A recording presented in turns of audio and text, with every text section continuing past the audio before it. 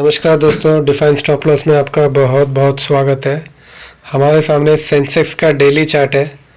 तो क्योंकि अभी हमारा ये ट्रेडिंग वीक ख़त्म हो चुका है, तो अभी हम देखेंगे पिछले इस हफ्ते में हुआ क्या था। ये जो 5 candle, this are the 5 candles of this week, ठीक है ना।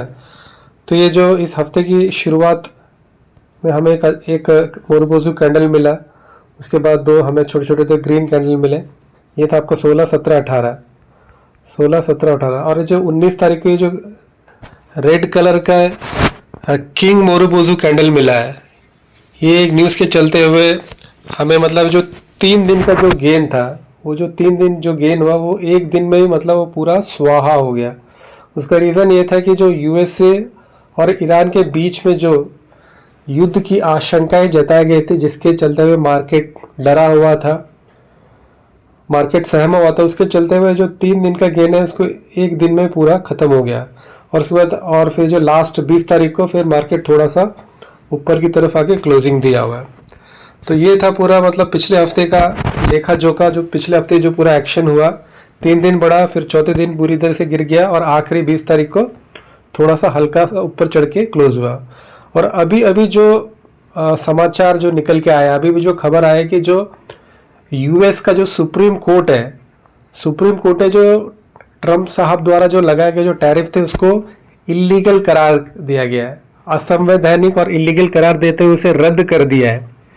तो ये हमारे लिए एक अच्छी खबर है। तो इससे हम एक्सपेक्ट कर सकते हैं कि मंडे को हमारा मार्केट गैप अप खुलेगा, पॉजिटिव रहेगा, ठीक है ना।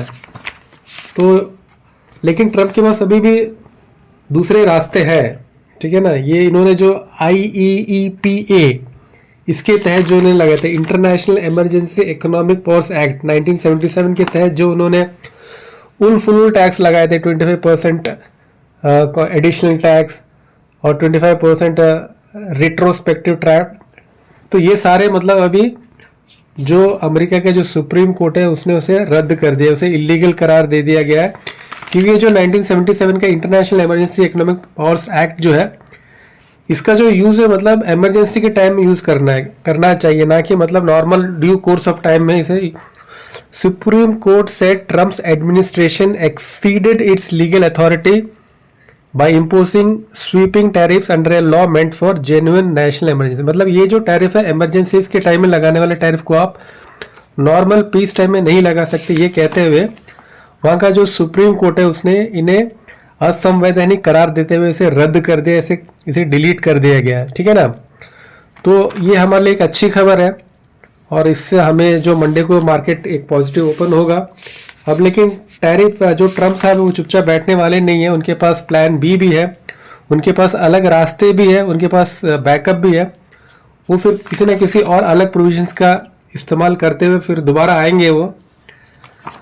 तो अभी के लिए फ़िलहाल के लिए तो ये अच्छी खबर है पूरे विश्व के लिए कि जो टैरिफ उन्होंने लगाया था उसे वहाँ की सरकार ने, वहाँ की सुप्रीम कोर्ट ने इसे रद्द कर दिया गया। दोस्तों, आप हमारे चैनल में पहली बार आए तो कृपया करके हमारे चैनल को लाइक कीजिए, कमेंट कीजिए, सब्सक्राइब कीजिए। अपना ख्याल रखिए और अपने को ख्याल रखिए। बहुत बहुत धन्यवाद।